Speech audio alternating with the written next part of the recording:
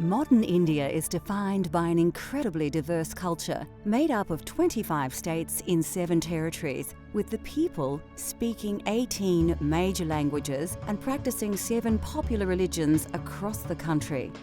This incredible subcontinent lays claim to a vast and varied array of cooking styles, spices, and culinary philosophy. Welcome to the exotic cultural flavours of India.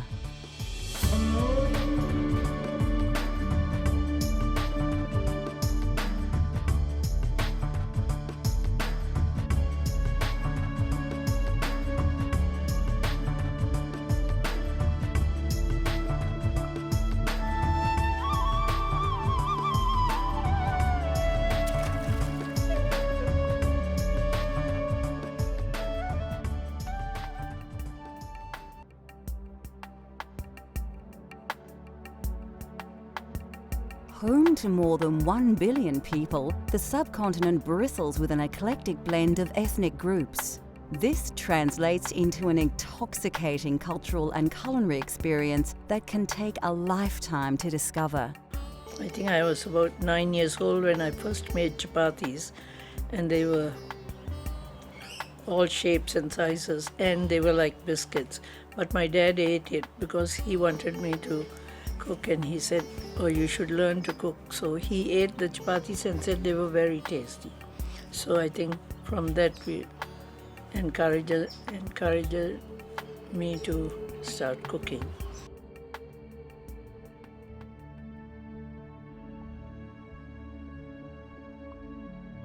Many Indian recipes often include the key ingredient of garam masala.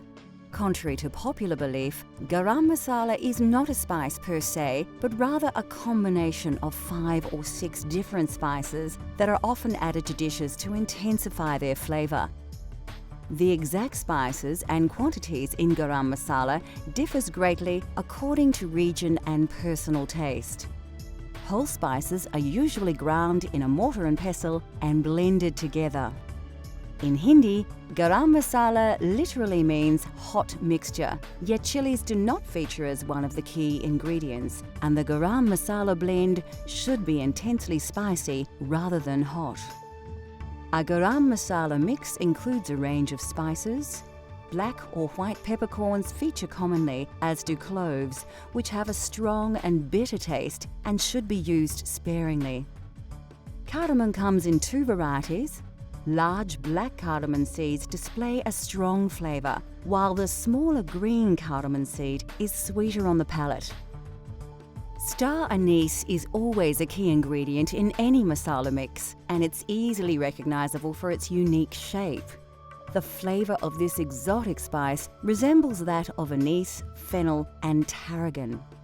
Coriander seeds, which have a lemony citrus flavour when crushed, are often mixed in generous quantities with cumin seeds as part of the spice blend. In the northwest of the country, cinnamon is usually added to garam masala combination. This spice, which is derived from the bark of a tree, is very versatile and can be used in sweet and savoury dishes. Indian bay leaves are always added for their distinctive fragrance and flavour. Commercial mixes of garam masala are available from any supermarket, but anyone with a real sense of adventure will not regret blending their very own. Across India, meats are traditionally roasted in a tandoori oven. For those of you that don't have access to one of these, a barbecue is a very good alternative. Tandoori meats are first marinated with yogurt and garam masala and ginger and garlic and lemon juice. You can use either prawns or fish or chicken or lamb, and it's cooked very quickly in this hot clay oven, bringing out some very nice moist dishes which are beautifully roasted.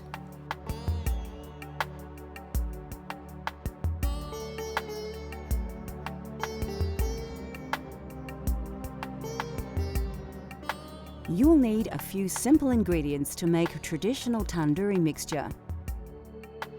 Get organised and prepare your paste well in advance so your lamb cutlets can absorb the recipe's exotic and aromatic subtleties, preferably overnight.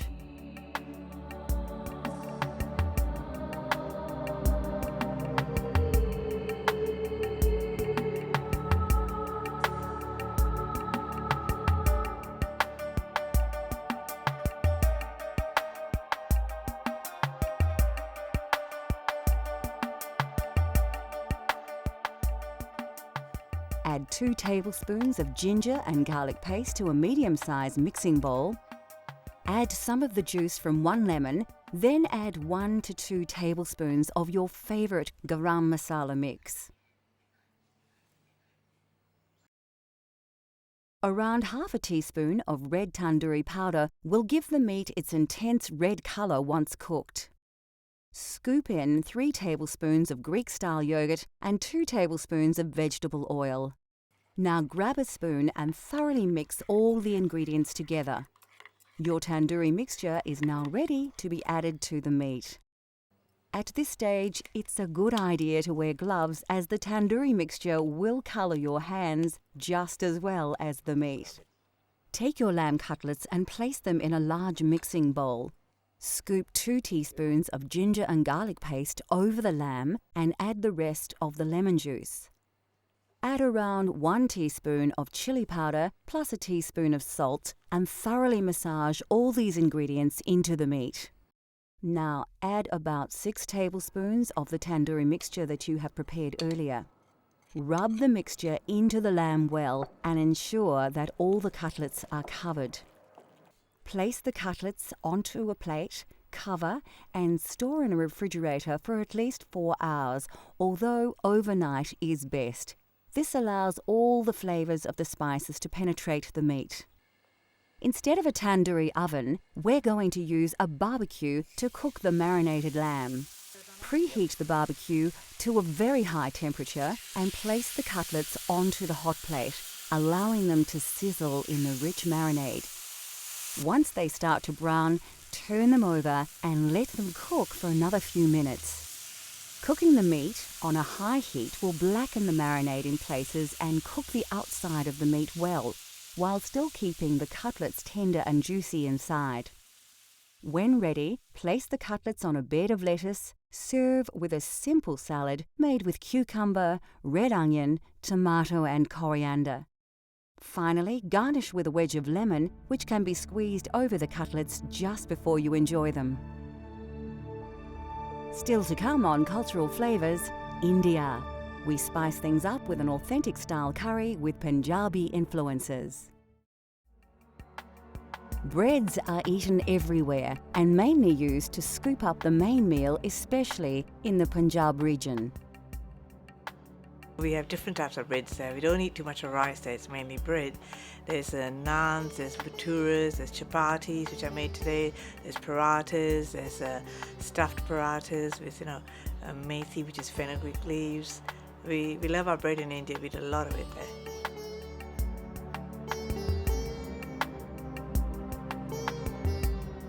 To create authentic Indian chapatis at home, you will only need a few simple ingredients to create your dough base.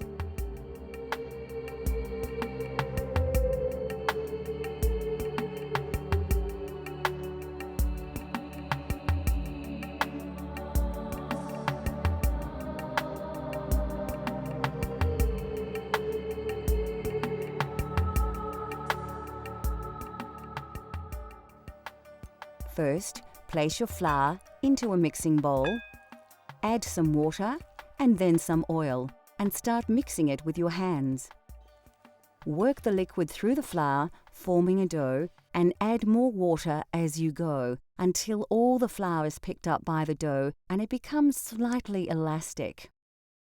Make sure you knead the dough well. It should be malleable but not sticky. Then leave it to rest for 20 minutes. Take small pieces of dough and roll them into small balls. Coat them with some reserved flour, then work them into a disc with your hands. You can then roll them flat and thin with a rolling pin, adding flour as required to prevent the chapati from sticking to the pin or board. Place the rolled chapati on a floured plate and continue until you have used up the dough. When you have all your chapatis prepared, heat a griddle plate or non-stick frying pan until it's very hot. Don't use any oil though. Start cooking the chapatis on the hot griddle until they puff up. Then turn and cook the other side, pressing lightly around the edges with a folded tea towel. As each one is cooked, wrap in a clean tea towel until all are ready. This prevents them from drying out. To serve, lightly spread with ghee, which is clarified butter, chapatis are generally served as an accompaniment to curries and vegetables.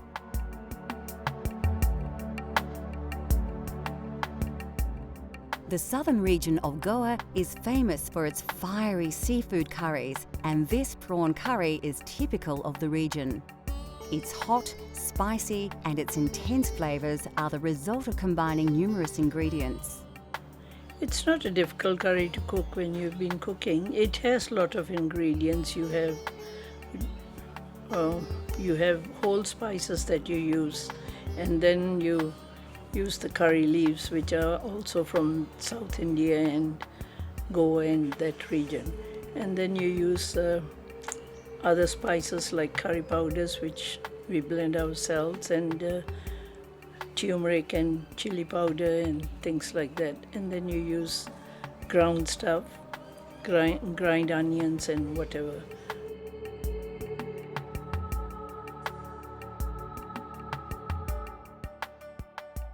Like most curries, the secret is to start with a good curry paste. Combining these ingredients in an electric blender is a quick and simple way to make a great base for your curry. For those of you looking for a truly authentic Goan taste, liberally add more chili and vinegar to your curry paste.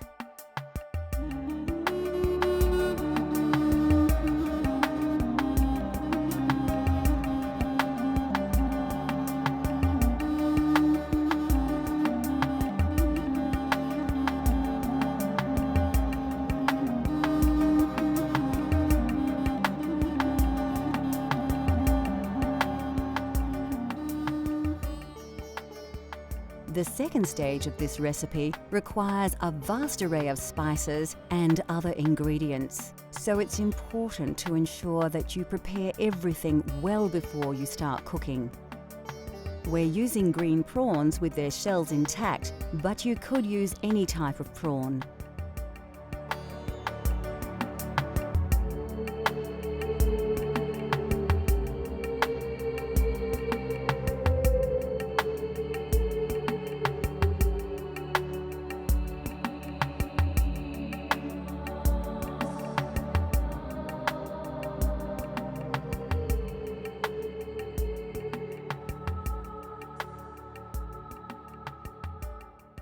Goan prawn curry is usually enjoyed with basmati rice or eaten with breads such as chapati or naan. To begin, place a chopped red onion into your blender. Add 2 long red chilies and about 3 tablespoons of cooked white onions, 4 peeled cloves of garlic and 2 tablespoons of tomato paste. Next, add 2 tablespoons of white vinegar, 3 chopped tomatoes and half a red capsicum chopped. Finally, pour about 1/4 of a cup of water over all the ingredients. Now blend everything together until you have a well-mixed liquid paste.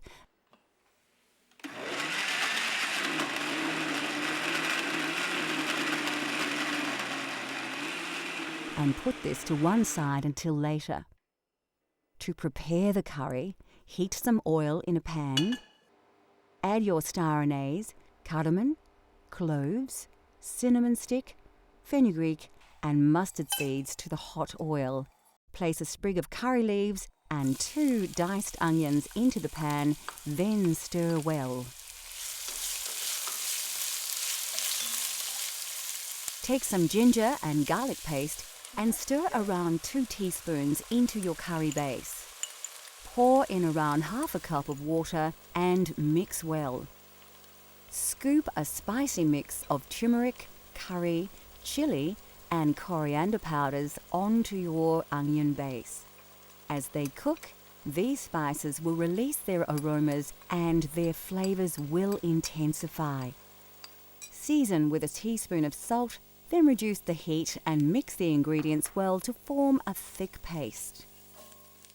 Now is the time to add your blended curry paste to the saucepan. Mix it in well to allow all the flavors to combine.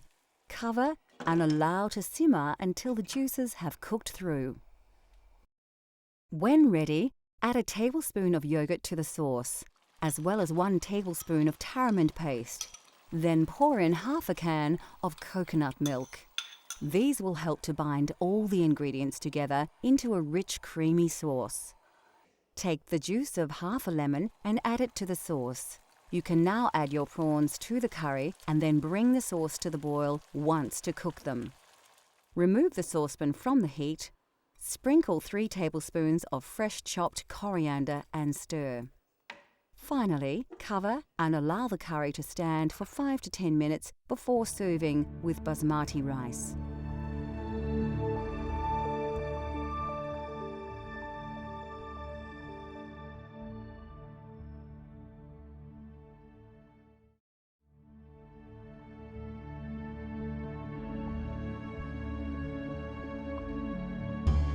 India produces more lentils than any other country in the world. These pulses are packed with high levels of protein as well as many essential minerals and vitamins. They are inexpensive, extremely nutritious, highly versatile and considered by many to be one of the healthiest food sources available. The most popular variety is Moong Dal. Commonly mixed with rice and sometimes with vegetables, these lentils form the basis of many very simple but healthy meals in India. They are so highly regarded by some Indian doctors that they are even prescribed to help with many stomach ailments. Black urd dal is very popular, especially across the north of the country. It forms the main ingredient of dal makhani, the most characteristic signature dish of the Punjab region. Made with cream and butter, the dish takes over 8 hours to prepare. Very tasty and nutritious, dal makhani is usually accompanied by rice or served with freshly cooked chapatis. The white variety are simply black urd dal with their intensely flavoured shells removed. These are often soaked and ground to make delicious donuts, which are very popular throughout India. In southern regions such as Kerala, cooks use tur dal to create sambar, a spicy soup made with vegetables and tamarind. These small split chickpeas are chana dal. They have a variety of uses, not least as an ingredient in the crispy papadam, a favourite accompaniment at most Indian restaurants around the world.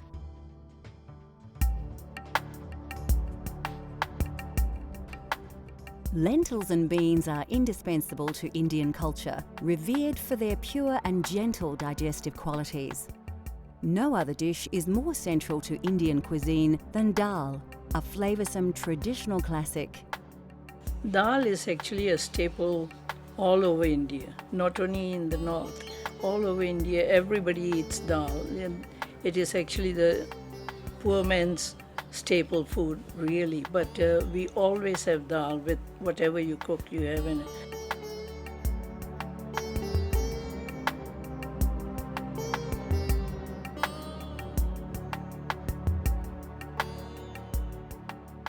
From north to south, dal in all its forms is central to Indian cuisine. Although dal seems like a simple dish, the preparation and complexity of its ingredients comes as a surprise to many. With a little time though, anybody can create a delicious dal at home.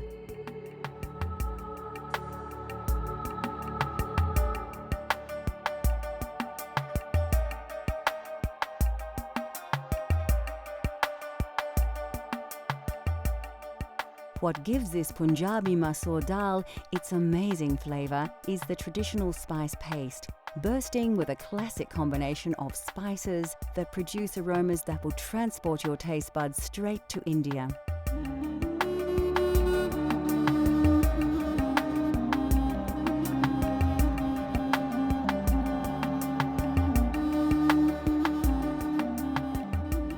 Although once limited to a very select few, all these exotic spices can now be sourced directly from your local supermarket. Firstly, take your washed red lentils and place them in a medium-sized saucepan. Add the water to the pot, Then stir in your turmeric powder, salt, a dash of chili powder, the garlic and ginger paste, a dash of fenugreek seeds, and a tablespoon of oil. You can find garlic and ginger paste in most Asian grocers or simply buy them individually and combine them yourself. Chop the fresh chili and add it to the ingredients, along with the diced tomato. Give it a good stir before placing on the stove to boil for about 15 minutes. This part of the preparation is very quick, and dal is a great dish to prepare if you're short on time. While the pot is bubbling away, you can prepare your spice paste. Finely chop 3 cloves of garlic and dice an onion. We're actually using the sweeter Spanish onion here. Put a small pan on the stove and heat up your vegetable oil until it begins to smoke. When the oil is hot, add a pinch of fenugreek seeds, cumin seeds, mustard seeds, curry leaves, and diced garlic. This all needs to be done quickly to avoid burning the ingredients while allowing the flavours to release into the hot oil. Add the diced onion and give your paste a stir, coating the oil over the onion. This will slow the cooking process, and now you can work a little less urgently. Next, add a couple of teaspoons of garlic and ginger paste, coriander powder, curry powder, and some chili powder if you like. You can reduce the chili if you prefer, cooking to your own tastes. Add a teaspoon of ghee and quickly stir it through the paste. The aromas should envelop you as the spices and butter mix in the hot pan.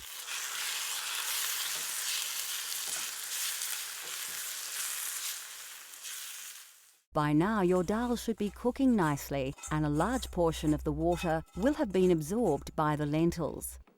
Stir the spice paste into the dal on the stove top and mix in well.